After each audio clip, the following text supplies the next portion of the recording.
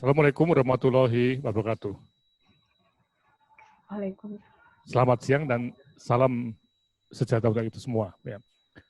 Jadi siang ini kita mulai untuk forum analisis kebijakan JKN yang dalam hal ini kita mencoba untuk dalam seri ini mengevaluasi Undang-Undang SDSN dan Undang-Undang BPJS berdasarkan bukti.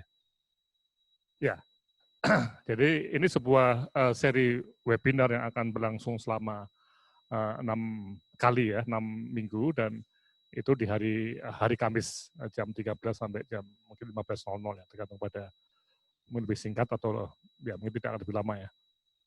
Nah, saya akan mengantar acara ini di mana kami sejak tahun 2014 itu telah mengadakan penelitian evaluasi dan monitor kebijakan yang intinya bagaimana kebijakan JKN itu bisa dilihat efektivitasnya dalam tata kelola, equity, dan mutu di 13 provinsi bersama 16 perguruan tinggi.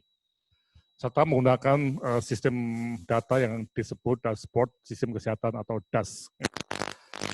Nah, ini 3 topik ini sesuai di peta jalan dan sesuai dalam undang-undang di mana masa ekuitas itu menjadi kunci dan juga akses terhadap mutu itu di Undang-Undang SDSN juga sangat ditekankan.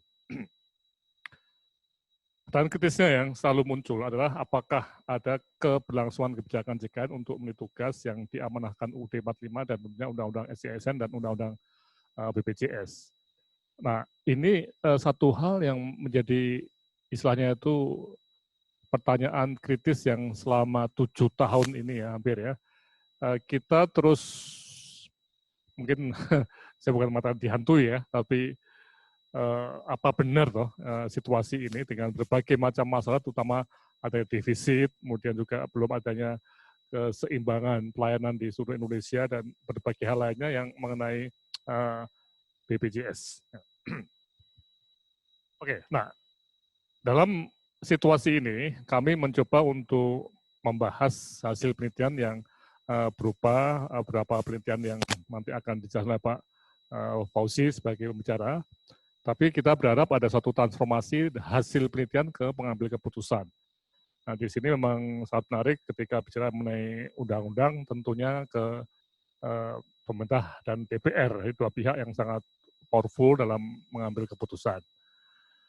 Kemudian juga memperluas sebaran informasi hasil penelitian melalui media massa yang terkait tentunya, dan ini juga kami undang wartawan, dan nanti juga ada pembahas dari Tempo yang memang masa Tempo sedang mengadakan investigasi khusus mengenai JKN ya. Kemudian juga secara kontinu merespon isu JKN yang sedang berkembang ya di saat ini dalam konteks Undang-Undang SDSN dan Undang-Undang BPJS. Jadi sekarang kita tahu ada kenaikan Perpres, kenaikan premi, ada Perpres 64 tahun 2020. Nah, ini juga merupakan isu yang saat ini sedang berkembang. Kemudian tentunya di samping undang-undang juga dengan saran untuk mengambil kebijakan. Ya. Oke, nah di sini saya akan mencoba untuk mengantar mengenai catatan awal ya. Jadi ketika kita bicara mengenai evaluasi ini, memang apakah harus ada keharusan untuk mengevaluasi kebijakan JKN di Undang-Undang SDSN dan Undang-Undang BPJS. Nah, ini satu paper yang dulu pernah juga saya bahas 3 tahun yang lalu. Tapi ini akan saya ulang lagi, nah, tidak bosan-bosannya. Jadi kalau kita lihat ada siklus kebijakan yang biasa kita pelajari dalam ilmu kebijakan, mulai dari agenda setting, kemudian policy yang kita formulasikan, kebijakannya apa, kemudian adopsi oleh tentunya oleh DPR atau MP atau pemerintah ya, tentu. Kemudian ada policy implementation dan satu policy evaluation yang tentunya ini semua saling terkait dalam suatu siklus yang memang berkaitan ya. Nah, ini yang menarik. Ketika Undang-Undang SDSN disusun diterapkan pada tahun 2015 dan 2004 dan 2011, ini sudah berjalan sampai sekarang ini 7 tahun. Nah, sehingga ada pertanyaan mengenai bagaimana evaluasi kebijakan. Dan ini kami sebagai orang di luar pemerintahan ya, dan di luar BPJS, kita berusaha untuk memberikan semacam penilaian dan rekomendasi yang tentunya bersifat independen ya, untuk bagaimana penerapan agenda di masa mendatang. Apakah kita perlu untuk mereview undang-undang, merevisi atau bagaimana. Nah, ini memang suatu proses yang cukup kompleks ya, karena menyangkut aspek tidak hanya teknis, tapi sosial politik yang begitu mendalam di JKN. Jadi ini suatu kebijakan yang besar sekali ya, mencakup ratusan juta orang dan dana yang begitu besar ya. Jadi kalau kita lihat secara besarnya masalah ini bukan sebuah masalah yang biasa, tapi masalah yang luar biasa untuk kita lihat proses kebijakannya. Oke, jadi dalam konsep ini kita berada dalam titik evaluasi kebijakan.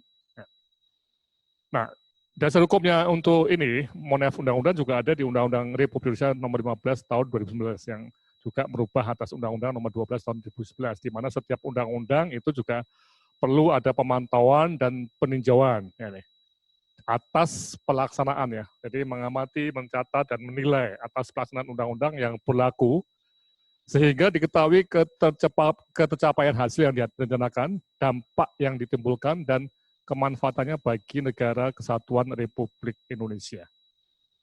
Jadi kegiatan ini kegiatan yang memenuhi undang-undang juga. Jadi kita memantau dan meninjau itu bukan kegiatan yang sifatnya ilegal atau tidak baik, tapi justru diperintahkan oleh undang-undang. Nah, cuman tadi pertanyaannya oleh siapa ini? Nah, kami memang independen di luar pemerintahan.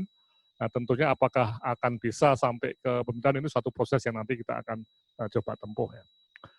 Oke, nah disinilah jadi kita menggunakan evaluasi dan monitoring yang untuk monitoringnya sudah sering kita lakukan tiap tahun kita mengadakan monitoring dengan evaluasi formatif dan sumatif ya terkait hasil ini kita lihat bahwa monitoring kita mulai sejak pertama itu dan khusus untuk kasus defisit ini sudah kami lihat bertahun-tahun yang lalu ya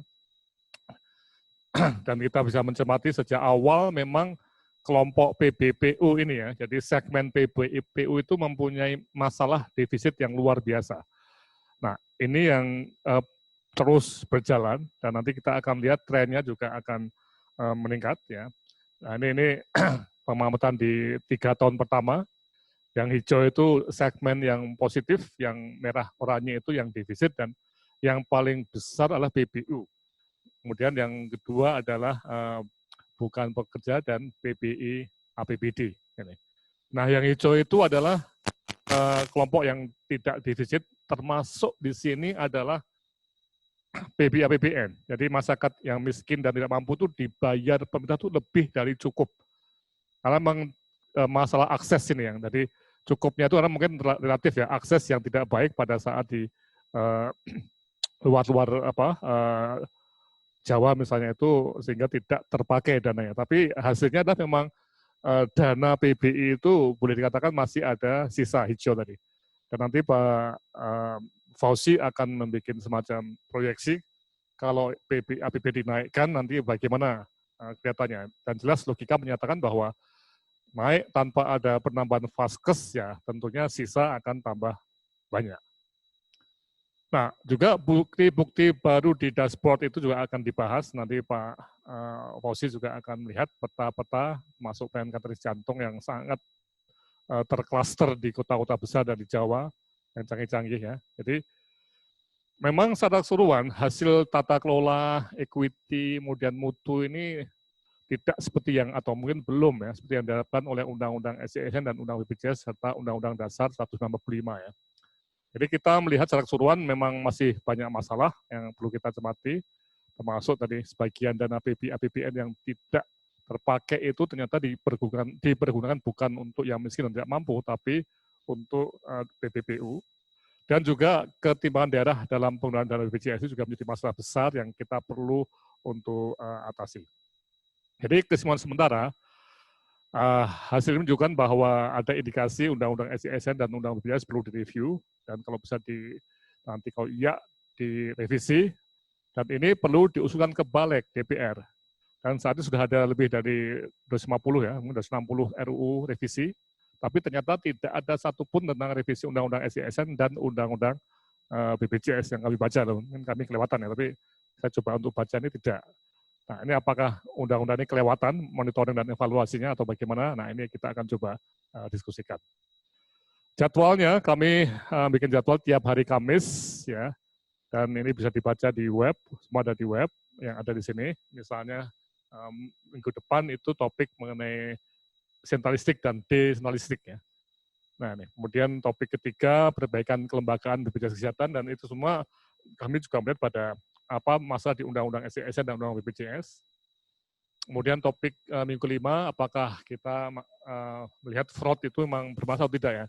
Laporan Tempo hanya 1% ya, tapi kami kok lihat kok kecil sekali ya, atau mungkin BPJS tidak mempunyai jaring yang ketat sehingga banyak yang lolos ya. Ini karena di Amerika itu tinggi sampai 3-4-5% ya.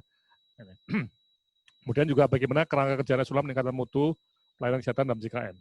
Kemudian terakhir nih di pertemuan ke-7 Kamis tanggal 20 Juli ya, kita mencoba melihat review terhadap berbagai masalah dalam Undang-Undang SDSN dan Undang-Undang BPJS. Nah, ini yang kemudian akan di follow up dengan berbagai kegiatan yang sifatnya mungkin kita akan advokasi lebih jauh ke DPR dan pemerintah untuk apakah memang undang-undangnya itu akan tetap seperti ini atau memang perlu diperbaiki. Saya kira ini diskusi awal dan nanti Pak Fauzi akan memberikan lebih detail. Untuk itu kami persilahkan dan saya akan merangkap sementara sebagai moderator ya, karena memang untuk efisiensi waktu. Oke, silakan Pak Fauzi untuk memaparkan hasilnya, dan Pak Fauzi adalah peneliti di Pusat Kebijakan dan Manajemen Kesehatan yang sudah bertahun-tahun ini mencoba melihat data yang ada antara data per segmen dan juga di daerah, dan kami tidak menggunakan data agregat ya, tapi detail ke tiap-tiap segmen dan tiap-tiap daerah dengan model realis evaluation. Ya. Oke, silakan Mas Fauzi. Ya.